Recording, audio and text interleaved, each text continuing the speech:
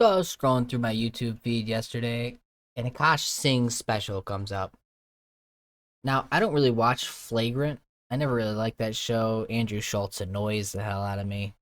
And they always used to be so loud. I actually checked out a couple of their recent episodes. They don't yell over each other anymore. Now they're just like another boring interview show, which is like worse somehow. But all that's to say that I don't really know if Akash is funny or not. I don't even know if I've ever really heard him speak. So I figured I'd give a special a chance, see what it's like. So the special starts off with these girls dancing to this like hardcore hip hop song where they're gonna sell cocaine and their car's bulletproof. And then these girls are like flexing and looking all confident, and you're like, am I supposed to believe that these are like, do these girls ride in a bulletproof whip? Smell proof, maybe. You know, different cultures, different problems. Know how to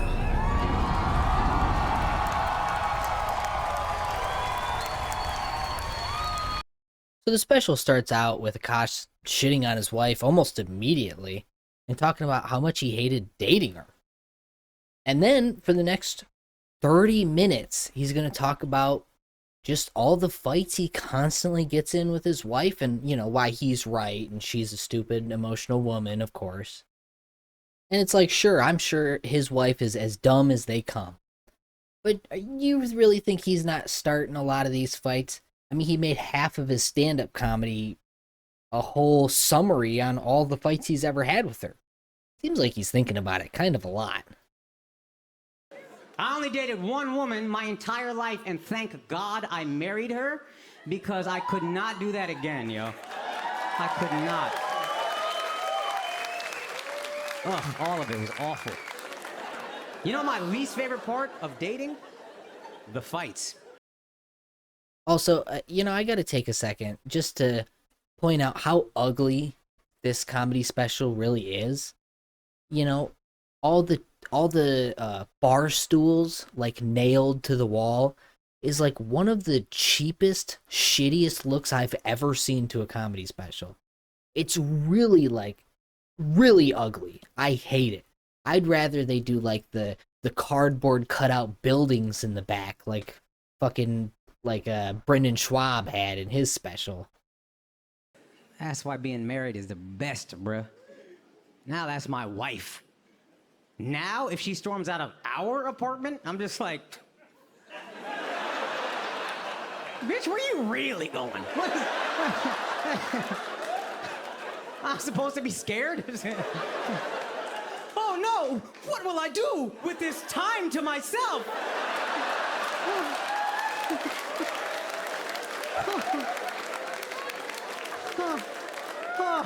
I might have a panic attack from the peace and quiet. So if you like comedy where a husband and wife hates each other, then this stuff's for you. The first 30 minutes of this special, you're going to love it. Or if you've watched stand up for more than 5 days, you realize that this is a hack premise that's been done about 1,000 times. But he's not actually going for original or good comedy. He's just going for filler content to get laughs with his audience because he's got the opportunity from Andrew Schultz. This is purely an economic decision that we're watching right now. But then again, maybe this guy is just that dumb where he thinks he's coming up with this stuff for the first time and we've never heard it. Better break the cycle. So I'm really growing a lot, and I've learned things that nobody else will tell you, but I got you. Fellas, advice. If you are with wifey right now and you love her, the best thing you can do is to not care. You see how you looked at him the second he started laughing? Don't look at her, bro. You, right? I'm right, right? Not care about like 90% of the things she wants you to care about. And it's not, for the record, because women are illogical or hysterical or any hacky shit like that. The fact is, women are just more emotionally evolved than men. It's that simple. Absolutely. You know, I did not know, fellas, when your girl has an emotion, she expresses it. What the hell is even that? So I don't know, personally, I heard this concept first when I was 2.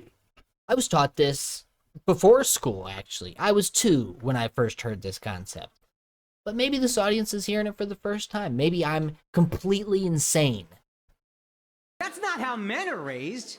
No, we are taught when you have a feeling, you bury it deep down in a dark place. And then, every 6 months, you punch a hole in a wall and pretend nothing happened. And so we get bombarded with these secondhand Schultz epiphanies for about another 20 minutes. All about how, you never listen to your wife, never take her seriously. And it really does come off as this weird venting session. Like he's almost kind of like forcing us to listen to this before he gets to the comedy, because he had to get this off his chest. And it only adds to that feeling more the fact that there's no punchlines. It's all about delivery and relatability. And this is his delivery. Again, that's real. I see that. So now that she understands me, I then explain to her, also, if I took you completely seriously, I would have to beat you up. I'm not sure who you think you're talking to. It can't possibly be me. So you think maybe he changes it up, maybe he does some type of relationship humor that we've never heard, maybe a 1 in 100 chance. Nope, he follows it right by the books, does every bit you would expect him to with every punchline that you would expect him to make. That's why she gets mad when you move her legs. Isn't that strange? No matter how heavily your girl sleeps, when you move her legs off of you, all of a sudden, bitch, you. If you have a good guy right now, can I tell you a secret that he will never share with you? He is tired. And if you have a good man, I promise you I know what his dream vacation is. Because every good guy's dream vacation is your vacation. Go somewhere. Go anywhere you want. I will take out a mortgage to pay for it. Bitch, you can't even let me die alone.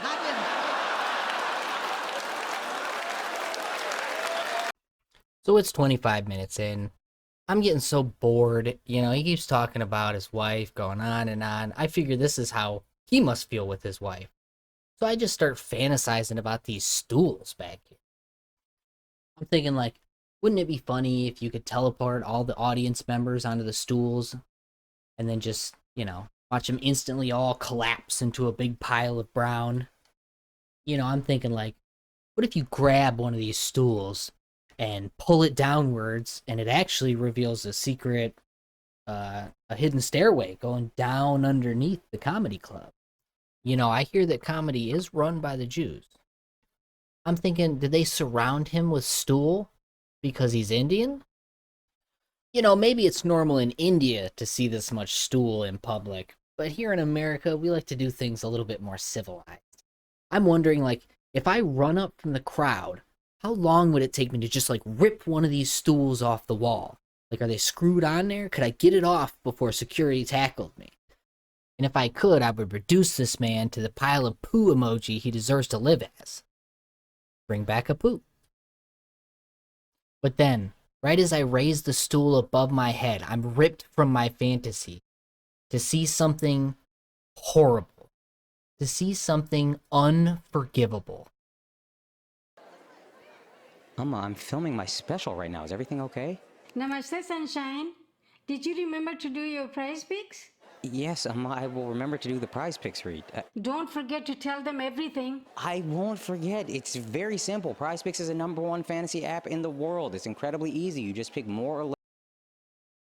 So this motherfucker pulls out his phone and does a fake phone call with his mother in the middle of the special. And it's a DraftKings ad or whatever, one of those stupid gambling sites. And you go, you're really this much of a fucking sellout? You're doing this and in your comedy special, there's 2 ads in his comedy special for draft picks. It's like, this is beyond disrespecting the art. And to use your poor mata to sell your fucking garbage. And you can tell in the special, he cuts it in a way where, you know, he didn't do this in front of the audience. And you go, okay, well, the audience there is like 300 people. Why didn't you do it in front of them? Because you thought it would ruin the show and be disrespectful and shitty? Okay, but you're doing it to the 1.5 million of us that are watching now. So you don't see the conflict there?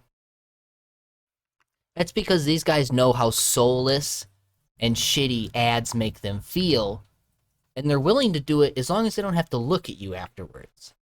That's why he didn't do it in front of the crowd. He has to look at the crowd being like, holy shit, are you advertising to us right now? Players predicted totals. Also, it's the only app with injury insurance, so even if one of your picks gets injured, you still keep all your entries, and they have demon time picks where you can win up to 100. So after he's done scamming his fans for money on the behalf of prize picks, he gets right back to it. And man, this guy has like some of the weirdest and over-the-top act-outs I've ever seen in comedy. Like, I've seen people that go way more over the top, but it works. It fits for their personality. But it just doesn't seem to fit for him. Okay, good. My wife and I also are trying to have a baby. Thank you. Thank you. Thank you. She doesn't know that yet, but I'm working on it.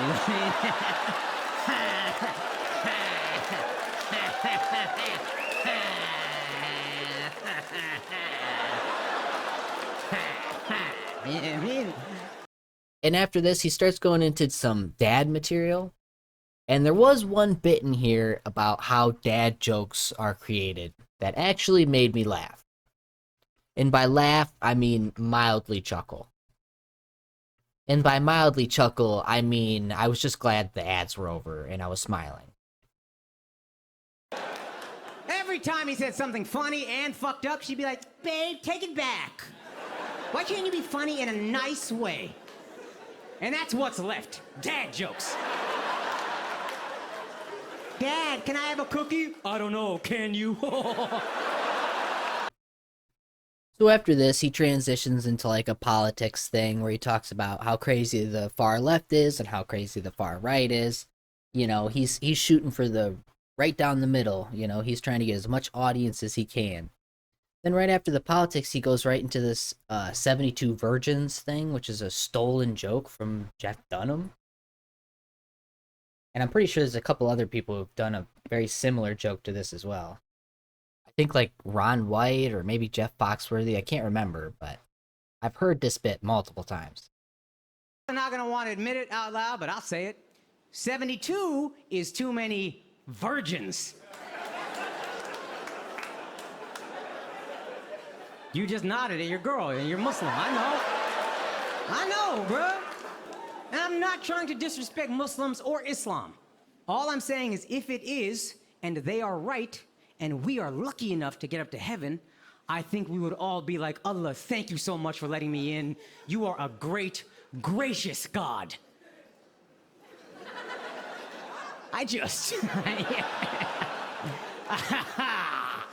I don't know what to do with all of this. Wow.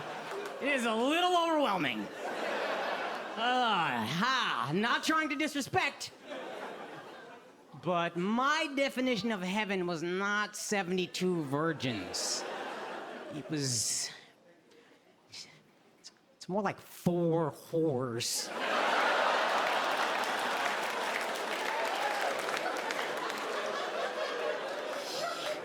You know, I did a lot of not fucking to get here, so I don't want to keep, you know what I mean? If I could offer you a little trade, Zipu, I will give you 72 virgins for just 4 sluts. Well, it's an 18-to-1 exchange rate. And then the joke by someone whose delivery is actually good.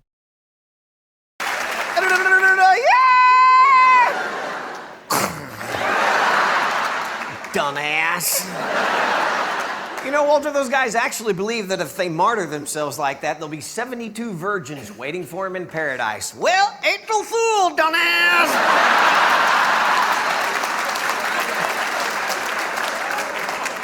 If there are virgins waiting for you, it'll be 72 guys just like you. Oh no, this is not what the sun said it would be.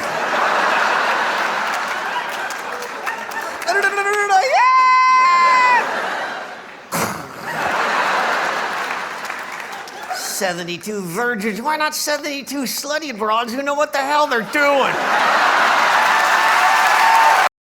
And when I was looking for this Jeff Dunham bit, you kind of realize that like 9 or 10 years ago, maybe a little bit longer, like this 72 virgins joke was kind of happening a lot. Like a lot of people were kind of doing variations of this joke.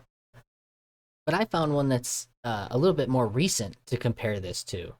A guy in a backyard who 2 years ago is doing the exact same joke with the exact same punchline. So ladies and gentlemen, I introduce to you, performing in a backyard to 75 views, Osama Tabara. And I think also terrorists are virgins. Let me tell you why. The way they recruit them is they say, hey, you come, you blow yourself up, and you go to heaven, 72 virgins. Have any of you fucked a virgin? No. It's the worst fucking experience ever. You're telling me I have to blow myself up and do that 72 times? That's even worse than death.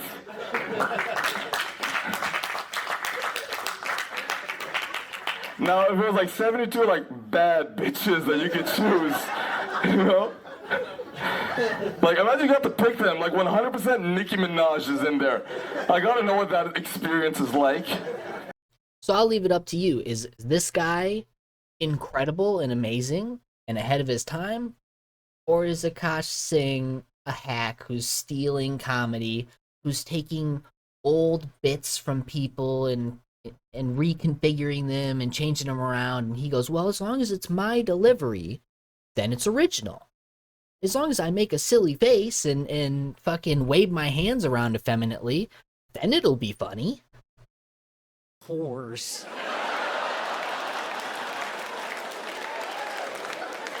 Obviously, I would have to beat you up. I'm not sure who you think you're talking to. You know, and I don't know specifically if he stole the joke from the Walter character by Jeff Dunham, but his whole first 30 minutes is just him basically doing the angry husband bit that is the Walter character. So it is kind of weird that the same doll that the joke you stole from is also half of your specials material. I find that a bit odd. I mean, you've heard of taking candy from a baby, but stealing a joke from a doll? That's gotta be a new low. Because you deserve it. So he finishes up his whole political bit, and then we're hit with another ad. And man, these ads are just so sad. You think, like, this ad, it would almost be better if it just cut away to a regular commercial. But the fact that you're reading the copy for it and doing this act out, and I mean, to me, it makes it so much worse. You know, it's just, you know, and the ad company wants you to do that, so it puts more of your personalized touch on it, so you gain more trust from that person's audience. It's just to sell more shit, you know. He's literally being more manipulative on purpose. You know, you've heard it a million times. Oh, comedians speak truth to power. But then in the middle of your comedy set, you're gonna sell out to a gambling company. You know, the only time this guy is speaking truth to power is when he's telling the advertisers, "Yeah, I'll sell that." Promo code Akaash and Prize Picks will match your initial deposit up to $100. And after the second ad break, the rest of the special is pretty much just more relationship stuff. And you know, you get through 50 minutes, 2 ads, 30 of those minutes was already relationship stuff. So once he starts talking about it again, you're like, oh my God, back to this again? Please, just divorce already. But I watched the whole thing just to make sure I didn't miss anything. And the last part's just as lacking as everything else. There's a couple small moments where you get something resembling comedy, but for the most part, it just falls flat, and it just feels like it's dragged out, and you just want it to end, really. So yeah, I thought it was a complete stinker. I give it a 3 out of 10. That's my rating. Actually, I had minus 0.5 for the ads. It'd be 3 out of 10 without the ads, 2.5 with. You know, the hackiness and the unoriginality of the jokes mixed with his really bad and slow delivery. I mean, it really makes for a bad comedy experience. Well, that's my review. It was bad. Tell me what you guys think down in the comments. Put your rating for what it was. You know, maybe I'm being too harsh. And if you're still bored, go watch Osama's special. I haven't seen it. I don't know if it's good. It's only got 1,000 views. But hey, he's got his own special out. And that's more than, I mean, most of these fucking losers that bomb on Kill Tony, they have nothing on the internet. You can tell they don't try at all. At least this kid's trying. Check him out. And that's it for me, guys. Have a miserable rest of the day.